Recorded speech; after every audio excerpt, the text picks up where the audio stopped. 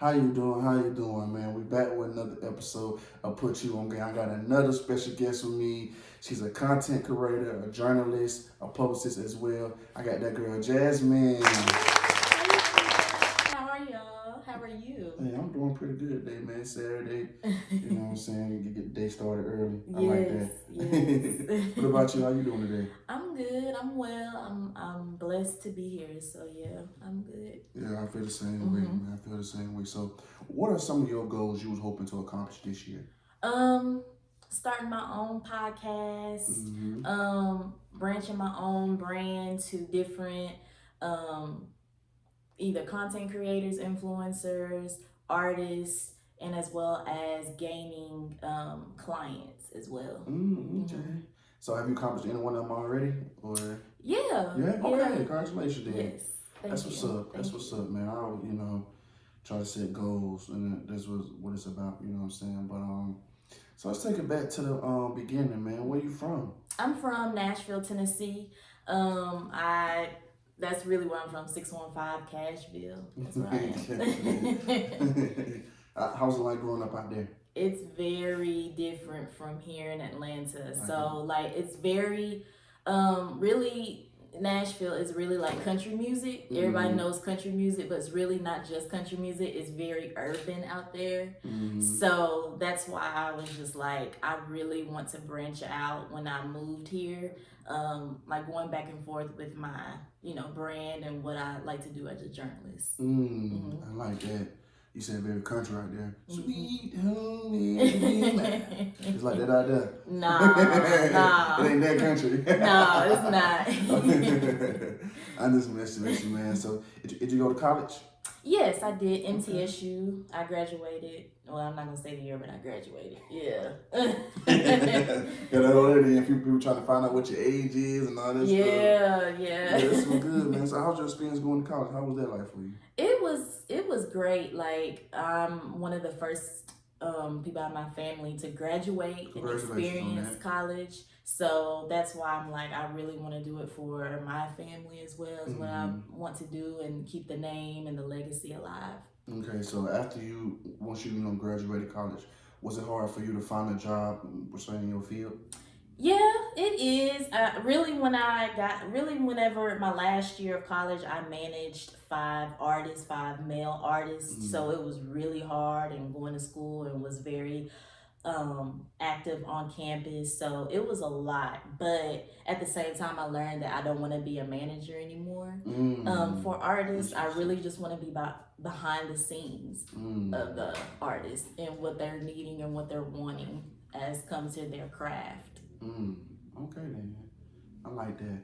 So when did your love for media first start, if you can remember? Really 106 in Park when I always really watched 106 in Park when I got home from school. That's really what I wanted to do because I love telling or sharing their story as far as artists and what they came from, what their inspiration is, everything. Wow, 106 in Park. No, they don't even have shows like that no more. You realize that? Right, they don't. That was the shit. That was the shit, man. I couldn't wait to see that little freestyle Friday. I think the little freestyle, all that shit. Music videos, when you see who number one. I like that. Yes, that was love the move, though. That was the move, though. Okay, so what made you create Sessions with Jazz? How did that come about? So really... what it is someone in this room that helped me with that because I did not want to do it at all. So I got let go of a publication and it just made my spirit go all the way down because that's really what I wanted to do. And really the pandemic of 2020, he just kept me going. It was like, you need to do this right now. I ain't taking no for an answer. So it's just like, dang, I need to do it. So my shout out to my homie Delonte Armani for that because really if it wasn't for him, I really wouldn't be where I'm at today. So shout out to the kid. That's what's up, man. Shout him out for sure, man. That's what's up. That's real love right there. This kind of happened to me with Put You On Game. This was all like my friend's idea, and I wanted to be a part of it. But so a lot of people don't know that we're supposed to do it together. But what happened was he ended up, life happened, situation happened, so he ended up doing comedy. He went the comedy route. And I was like, I got tired of waiting. I'm like, bro, I'm ready to do this shit. You know what I'm saying? Right. Like, I'm ready to make it happen. So then I said, fuck it. So I just did it. You know what I'm saying? I ain't know nothing about no podcast before. Nothing about it. You know what I'm saying? I think the first podcast episode I probably looked at was like Drink Champs. You know what I'm saying? Yeah. Like the first episode I first looked at about a podcast. I ain't know shit about no podcast. I ain't gonna lie to you. But then I figured out how to make this shit work, and I made it work for that. So I always say, you know, I always give him credit, so much credit, because this was his idea. Oh, wow. You know what I'm saying? I just brought it to life. Yeah. You know what I'm saying? I put my vision behind it, and I made it happen. Right. Same. So, yeah, Same. so I definitely can relate to that. Yes, definitely. So what are some of your early trials and tribulations? You know, a lot of people have told me no. A lot of people have told me no, and that's very challenging down here because a lot of people, you know, I the word no, basically. So I really gained from that. I've, you know, took heed into that and, you know, learned my experiences to where, like, if they did say no, I always review why they said no and then work on that and, you know, get better from there. I like that. The reason why you said no, I like that because especially, man, we can't take criticism. You know what I'm saying? I don't know about you, but I know a lot of people that love to dish it. They can talk shit about other people and love, you know what I'm saying, give their critique of other people. Right. But when it comes to you receiving it, it's a whole different ball game. My thing is, if you can't take it, don't dish it. Right. You know what I'm saying? So for you to review those no's, why's no, and be able to come, you know, go back to the drawing board and come back to still make it happen. That's what's up, man. I appreciate that. It ain't a lot of people like you that does that. Some people get mad and quit. You know what I'm saying? Want to fight about it. Yep. You know, instead of reviewing like, okay, why is it no? What am I not doing? Yeah. You know what I'm saying? Another thing is, I think a lot of us too, we be fighting for a seat at the table. I feel like now we can build our own damn table now. You see what I'm saying? That's why I you know, will put you on game. I want my platform to be on the same pedestal as a Breakfast Club or Midnight's Worth of Game or like I'm building my own table. I don't want to sit at the table. Right. You see what I'm saying? Right. And I think a lot of us we trying to fight for a spot. No, build your own spot now. Right. There's so many opportunities, so many, you know what I'm saying, things for us, avenues for us to do, man. Just gotta make it happen. Yes. It's hard though. It's hard. But you gotta make it. But you gotta make it happen. Yes, though. I agree. Everything. Absolutely. So what kind of advice can you give to other black women in media? Man, it's tough on y'all. It's tough every day. Like they always judge us. Absolutely. Always, you know, if we too small, too fat. Hey, why you got a big booty or big boobs, hair, nails, clothes, shoes. So I just really feel like, you know, by living here in Atlanta, that it had gained me from my friend that he had told me about what everybody wants to look like in Atlanta. So I've gained that to where like I want to really for black women, I should say, be you, be authentically you, no matter what anybody says, to just do what you're wanting to do. Don't let anybody force to do what you're wanting to do. Don't let anybody you know, peer pressure you to do what you want to do. I just be authentically you, basically. That's it. I like that. Like you said, women, y'all deal with a lot, man. Like I had a few men on here talk about how they struggle with trying to be perfect. You know what I'm saying? Where that's us, Virgos. Because you know they judge you by how you look and all this. You know, because nowadays, you know what I'm saying, it ain't really about the talent. You know, so some people do still care about the talent, but it's more so like how you look. Right. You know what I'm saying? And more so on the outside than what you got on the inside. So it's a lot harder for y'all, especially with us men. You know what I'm saying? Us men, if we skilled, we got it. You know what I'm saying? It ain't really about how we look and how we portray ourselves. If we can do the job, we can do the job. Women, y'all gotta do the job and look good on top of that. You know what I'm saying? That's correct. Like, dang, you know, so it's just, it's harder, you know. And I have a deeper level of respect for y'all because y'all gotta grind. Like, it's 10 times harder than men. You know what I'm saying? So, salute to y'all. Salute to you for still going as well. Thank you. All right. So, what's the biggest misconception of you? A lot of I don't know. I'm very sweet. So what I'm very nice and sweet. So a lot of people think they take my kindness for weakness. That's what it is. They take my kindness for weakness. Right, and then whenever I give them chance after chance after chance, it's just, it's draining. So that's really the misconception, because I don't want to give the industry or anybody my other side. So it's just like I give off as a positive energy, like a positive force to, like, whenever I speak to someone or I ask for certain things, I give positive vibes. And so that's really what that is. Yeah. I like that, you know what I'm saying, take account for weakness and being too nice. See, I struggle with that now, and especially me being in business, because you know how it feels to be a consumer, right? You know how it feels to be on the other side. So I be trying to be really good people, but you can't be too good to people. You see what I'm saying? Because like what I'm also have been experiencing is that people complaining about the price. I just told him about my shirt, my merch. People saying, "Oh, that's too high. Oh, that's too this." But it's like you will go to the, you know what I'm saying, these other white companies, and you will pay whatever price it is. Or if you don't like it, you just walk out. You'll walk out. You won't talk bad about it. You won't say either you're gonna buy it or you're not. But when it comes to us, the reason why we can't succeed as much as them is because people always want discounts. They always want to try to tell us what our worth is and all that stuff. And that's the problem where we can never succeed. And I'm dealing with that now. It's like, damn, you know what I'm saying? And as you probably know, it's not even about like how things look. Like it could be, you could have a cute shirt. Like shirt could be really nice, but people won't buy it. But people will buy something that's really not cute. Because of the name. I'm like, really? So just because there's a name attached to it, you're going to buy it, but you're not going to buy it simple fact because you actually like the shirt. Exactly. So I agree with everything, because that's true. That's really how the industry is. Everybody, they don't I feel like our people don't want to support us, but they'll support someone outside of our race. Absolutely. And that just baffles me, because me personally, I always represent Black owned companies, like as far as their shirts, I always wear them, I always support them, shout them out, So it's just really like, it's very different from where I came from in Nashville to down here in Atlanta. It's very different. Yeah, so I'm just, like I said, I've been struggling with that now, just dealing with those type of people, man, that just be complaining, and I be too good to people. Sometimes you can't be too good to people. You know what I'm saying? Sometimes you gotta, like you said, like how you saying, Ben, you gotta like stand firm and okay, I'm serious about this. You know what I'm saying? This is as far as gonna go with you. You know what I'm saying? We're not going no farther than this right here. I'm serious about this. You gotta do that. You know, I understand. Sometimes we could have so much of a caring heart that we wouldn't know.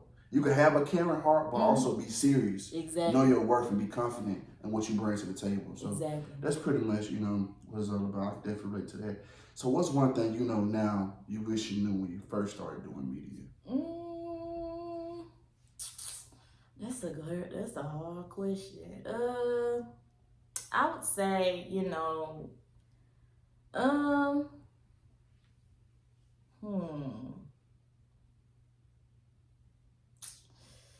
you gotta get back to me on this. I don't know. It's a lot. That's why I'm like, I don't know, because it's really hard. It's very hard. Like, if you can narrow it down to two things, what would the two things be?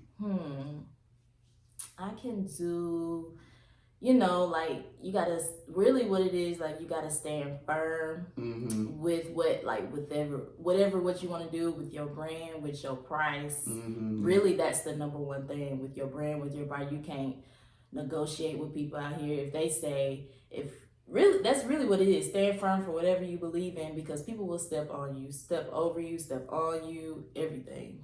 That's what I think. Because at first to be honest, I was stepped on, but then I realized after a few times, okay, well, this is the city of hard knock life. So that's why I was just like, right now, that's why I'm saying I stand firm to everything that I do. If you say no, then I keep it moving. Because I usually take to heart on it, because I'm a very caring person. So that's what I think. Me too. I take it to heart too when I deal with, stuff that involves my business too. But the reason why I really take it to heart is because like I treat you good. You know what I'm saying? I give you a good experience, and I treat you the same way I would want to be treated. But in the process of you doing that, people, like you said, people will fuck you over. They'll try to get over on you and all that stuff. So, I mean, I think you pretty much, you summed it up. Like, that's the most important thing. Yes. You know what I'm saying? So what made you want to become a publicist, man? How'd you get into being a publicist? Well, I really wasn't trying to be a publicist range because I'm a journalist. So, like, a lot of people was just asking me, like, well, how can I be on on a specific publication? So I was just like, a lot of artists came to me and was just like, how can I be on that particular platform? And then what I did from there, I was like, well, I guess that could be like a service because I was wanting to help artists. That's what I wanted to do. I always want to help up and coming artists. If they have a craft and if I like their music, then yeah, I will help you. So that's really what that came about. So a lot of artists had came to me and DM'd me and was like, hey, how can I be on this particular platform? And they continue to support on what I do, so I would support them. That's what's up, you know. So that's why my platform is about, to give upcoming entrepreneurs and entertainers a platform, because you know what I'm saying, there's no lane for us. Right. You know what I'm saying? There's a lane for everybody that's mainstream that made it. You know, people don't care about you until you made it. You see what I'm saying? Right. But I want people to know that there's beauty in the journey. It's beauty in the journey to the top. These people have a lot of knowledge, a lot of gems. They are active in all these fields that y'all are trying to currently be in. Right. Y'all got gems too, just as well as they do. Just because y'all in a different tax bracket doesn't mean that you don't have the gems and knowledge to, you know what I'm saying, give out to people. And that's the main thing where I try to do my platform, to focus on the upcoming. That's why I say I don't want no seat on the table, because I don't, you know, celebrities, I rather, you know, rather them just, they already have places to go. I want to stick to the underdogs. Right. The people who do not have a voice, but who are very knowledgeable. Right. But just don't have a voice. Right. So I want to stick to that lane. That's going to be my lane forever. You know what I'm saying? Yes. If I do end up doing stuff like that, it'll be like I'm on the carpet or something. It'll be something different. But this put you on game, this will forever be for the underdogs. Yes. For sure. But no matter how big I get, forever be for y'all, for sure. Yes. I love it. I love it. So what are some of the biggest challenges you face being a publicist? Really, the number one thing is that, you know, the artists always want to have their post right away. Like, it takes time. Yeah. You know what I'm saying? That's a good one. Like, they always think that in 24 hours it's gonna get posted, and it's not. Like, the pitching and everything, the rollout, the campaign, all that is really it takes time, and I feel like the artists don't really understand that. And so, like, when I try to, you know, give them the benefit of the doubt, like, hey, it's gonna be some time to where, like, hey, you gotta wait on it, but it's still in process. So that's really what it is. That's right. People don't have no patience, man. That's what they want, shit done right then, right now. They don't understand the process that it goes into that. So I'm definitely glad I experienced that. Most definitely one time when I was dealing with somebody, that's my dog now though, but at the time, you know, she was rushing me to put the episode out. You know what I'm saying? Like, rushing to put the episode out. But the thing is, the episode would have been came out. I didn't put the episode out at first is because she told me she was taking a mental break. So I said, okay, cool, you know what? Go and get yourself together. She said, I'll be on about 2 more weeks, something like that. I said, okay, cool, I'll push it back 2 other weeks, you know what I'm saying? And what happened was, she changed her mind. Oh, wow. That same week, that Thursday, you see what I'm saying? Then, now you change your mind, now you just want me to go ahead and throw it out there again. Right. No, I put things in motion already. Right. The world doesn't revolve around you, baby. I put things in motion to help you out. Right. You know what I'm saying? Right. So I definitely, you know, experienced that. People just, you know, don't understand. That's why people always say when it comes to business, you know what I'm saying, business and personal. Because sometimes when you put too much feelings involved, people's feelings change every day. Yes. Every day. They change every single hour, really. Yes. Minute, hour. And you start, and for me, you know what I'm saying, me coming this thing just, you know, brand new, I see what everybody be saying, why certain things are in place, because you experience that. Them people like, okay, that's why. Now I gotta have this. Now I gotta have that. Now I gotta have this. I got so much shit out here, man, that I did not have at first when I first started. But from dealing with people, I had to, protect myself because you just never know. You never know. You might think you might have a great conversation with somebody, everything is cool. That person walk out that door, somebody can tell that person anything. Oh, I ain't like this, I ain't like that. Yep. The next thing you know, you will come and tell me, and we have a whole little big situation. Yeah. But you didn't say that when you was right here. Exactly. So, I'm telling you, I can write a goddamn book already. Year in. Write a goddamn book, man. So, how did you end up becoming an ambassador for God is Whiskey, man? So, this is a new owned brand that I partnered with. Right. And I always, give them advice, give them ideas, and then I built a relationship with them because I did get them with other artists to where they can make playlists and things like that. Right. So that's really what it came about, just building that relationship and building that rapport, and then that's where it happened to where I was an ambassador. Okay. Yes. I like that. We're about to get into this game, man. It's a little different game because she's not drinking. So we're not going to play that game that we usually play. You know what I'm saying? But I still going to play quick hitters. You know what I'm saying? Ask you a few questions and you just tell me which one. Okay. Dream collaboration. You get to pick two. Go out two people that you just, in your dreams, you got to collaborate with.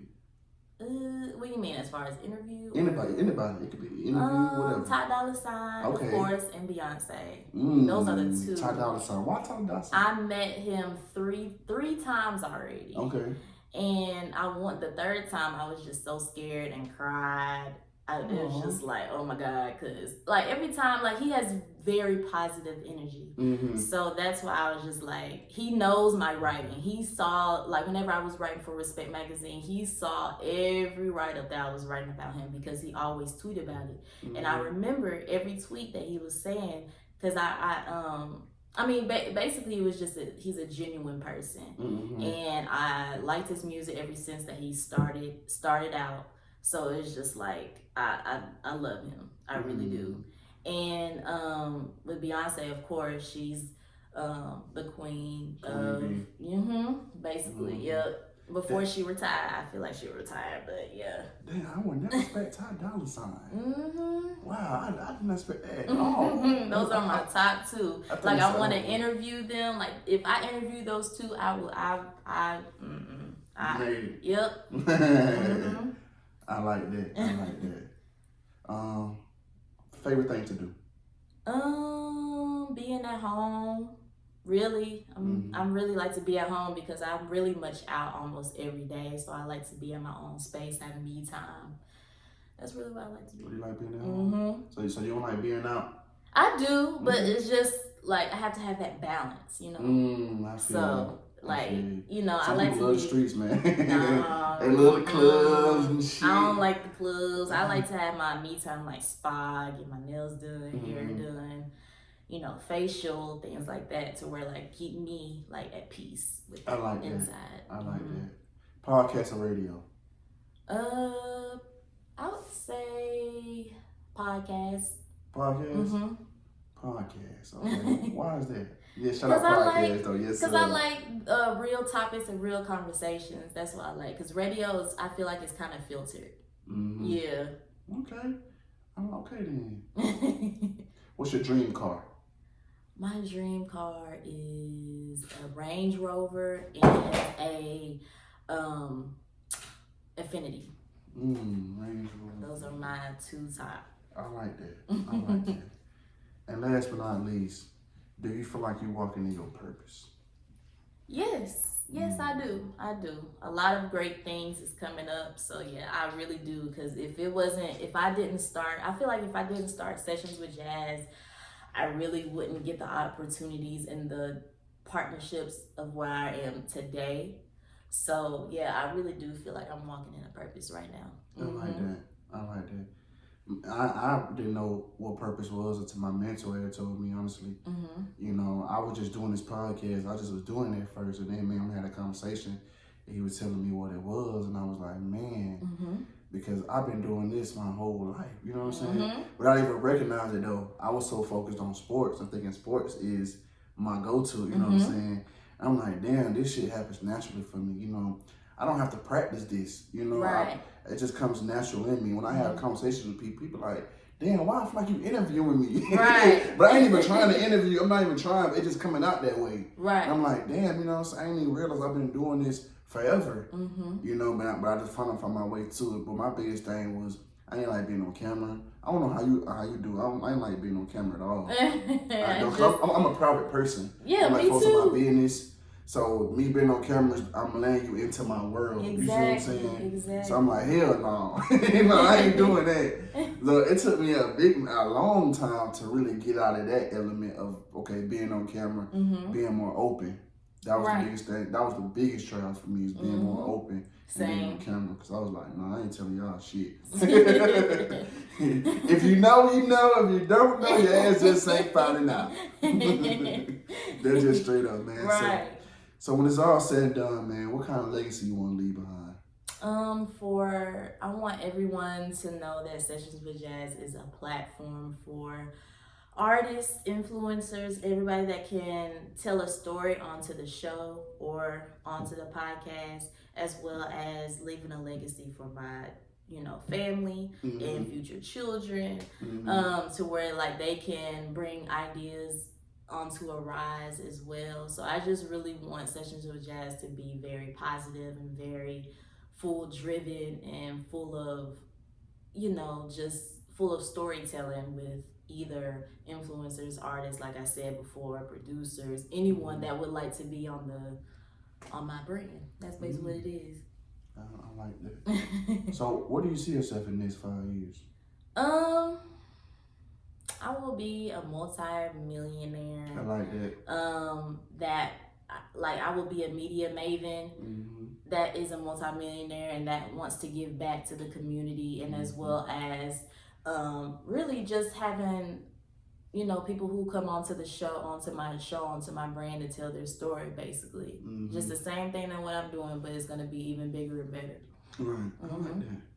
I definitely like that, man. So what's your top 5 favorite interviews you've ever done so far? I like Angela Yee. Okay. You did Angela Yee? Wow. I did her twice. Wow. Let me see. I like Robin Thicke. Robin Thicke was cool. Okay. Who else? Jaquise. I love Jaquise. I'm trying to think. He's so small. He's so little. And Dolph. I love Dolph. Again for Dolph? Rest in peace. Rest in peace to Dolph. And I'm trying to think of another one that I've done. Let's see. I'm trying to think back to all these interviews because it's just every day.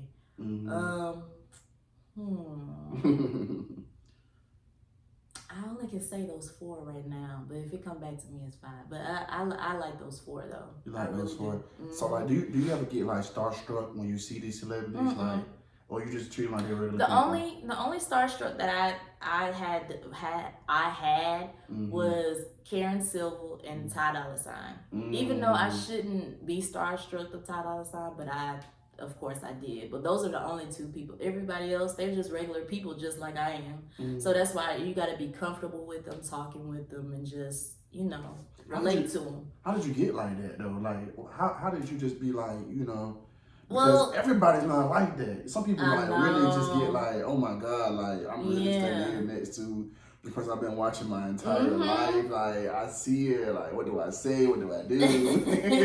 No, it's all about thing, you know what I'm saying? It's all about just like I've been interviewing celebrities for a while, so it's just like, oh, my last one's Megan Thee Stallion. Megan Thee Stallion. Ooh, before she had blew up, I remember we was talking on the phone. Her. But she was very sweet, just like she is now. Tall as hell too. Tall. But yeah, it's just really relating to them, and like they're just human beings. And I've always interviewed celebrity artists, so I just got the momentum of doing that to where like they're just regular people like you and I. So that's really all it is, just practice and patience, and just just talk to them like they're regular people. You can't just you know, talk to them when they're starstruck, because you're gonna be like, well, you know, you just another one of them. Mm-hmm. To me, that's what it is. You're just another one of them. Mm-hmm. You see, for me, it was like I worked at a job, and I used to work at Top Golf down here in Midtown, and a lot of celebrities used to come up there. So I used to see. What I ran into Rocco, Ludacris, Rick Ross. Oh wow! T.I. was a regular up there. Yeah. I ran into a bunch of people. It's more people I can't think of. Well, that's top. But right, it's a bunch of people. I know Ed Reed. I don't even know he's a football player, but he's very famous. I ran into it was a lot of celebrities. Steph Curry came in there one time. This one, Steph Curry, like when he first blew up, like when he first won the MVP. That's when he first everybody started knowing who he was per se. He got a whole new fame of popular. But I remember they told us in training. They said a lot of celebrities come up here. You know what I'm saying? Have a good time. They do this. They said you treat them like regular people. You know what I'm saying? Because if we catch you, we couldn't ask for a picture, so you had to sneak in. People just sneak in pictures with them. Right. You know what I'm saying? If we catch you asking for a picture, you lose your job automatically. Dang. It was like you get fired. Yeah. It was like that. God. So that right there is what taught me how to engage, be comfortable. Right. You know what I'm saying? Because one time I was having a conversation with T.I. and he was asking me about how the food was, and we was really talking back and forth. You know what I'm saying? Right. And in my head, I'm like, damn. I said, damn.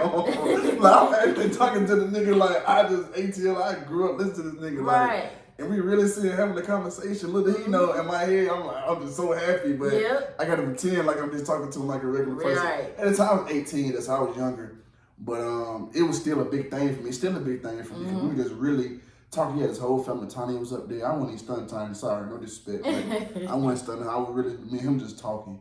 And it was but that's why I kind of learned how to deal with celebrities. That's why I asked you what it was for you, because everybody just can't turn it on and turn it off. Right. You know? Okay. But I do believe in certain people, you know what I'm saying, I do see, I don't know how we'll react. Some people I really do just huge fans of, you know what I'm saying? So it's how the fuck would I if I actually walked across the room and seen this nigga, you know what I'm saying? Exactly. But I still feel like we treat, you know what I'm saying, we gotta treat celebrities as they are regular people, because they are. They really are, you know what I'm saying? They just do a service or a passion that we love. Exactly. And we still gotta greet them with the same thing, because they still, they are regular people. They like to be, and they would treat you with much more respect if you treat them that way. Exactly. If you come on some fanboy shit, you gotta realize sometimes people don't be in the mood for that. Some could have just happened at the house. When you see them, you never know what could be going on in their life. You never know what could be going on. So you always gotta be conscious of that and stop saying people are rude or mean. And because they may be rude and mean to you at that specific time. You may call them on a bad time. Though. Yeah. You see what I'm saying? They human. How many times you done been out, you know what I'm saying? Yeah. And them catch you and you probably done gave a little attitude or just didn't want to have a conversation. Exactly. That's okay. And I think we live in a world, man, where we gotta be perfect, and people just, it's just if we make a mistake, it's done, especially with us. Anytime we make a mistake, it's always the harshest punishment. Yeah. I had somebody on here a few weeks ago. And I was gonna make it forth because I was telling her, you know what I'm saying, whenever black people make a mistake or does something, it's always the harshest punishment. But when white people do something, it goes right. Exactly. Just goes out of, yeah. You know what I'm saying? That's 100%. Because we talking about Chris Brown, the little situation with Rihanna, and I said, well, I told her about Dana White. When Dana White slapped his wife in the club, he's still UFC president. He's still, everything's still going on. Exactly. It came and it went. But Chris Brown is still, he still does other stuff. He's still suffering. Still suffering for something that happened years ago. Exactly. Even though I agree with what she said, he made his bed, he got to lay in it. But at the same time, what I'm saying is, it's so harsh and we don't hold other people to that same standard. And she said, we don't have no control. We need to do something about it. Exactly. We need more ownership, you know what I'm saying? Yeah. And that's what it's all about to me. I'm very passionate about black ownership and us, because we are it, man. We are. We definitely are it, man. For sure, man. But it's definitely, man, been a pleasure having you on this podcast, man. Thank you. Thank you so much. Thank you for coming, man. I really do. I feel like, man, I'm always extremely grateful, because I know my platform is not on the mainstream level yet. But the fact that you still came over here and gave me some of your time, I will gratefully forever appreciate that. And this platform will always be here. Because I was in your shoes, so yeah, that's what I'm saying. But some people forget that though. They forget where they started and just look at you at level 10, and now it's like fuck everything else. You see what I'm saying? But you was at that starting point before too. So I try to always remember that. And for the people that came up here from the beginning, that's helped build it, momentum for my podcast. I'm forever appreciative to that, man. Yes. So, and what can we expect from you coming up? What you got for us next? I can't really say, but coming soon. I know it's a podcast coming soon, but just like for the people that's gonna be on there, just coming soon. Coming soon. And be looking out for an upcoming magazine cover that's gonna be released next week. But other than that, that's it. Okay, magazine cover. So you like writing? Oh wow. I like interviews better though. I mean, if you're a journalist, most journalists start out writing, right? So of course. Yeah. So I expect that. I like interviews better too. I don't like writing. I'm a good writer, but I don't like writing. Right.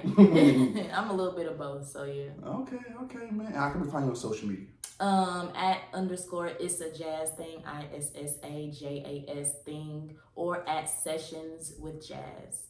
Okay then. On all platforms. Okay then, man. Look, that wraps it up, man. Yes. For another episode of Put You On Game. All right. Yay.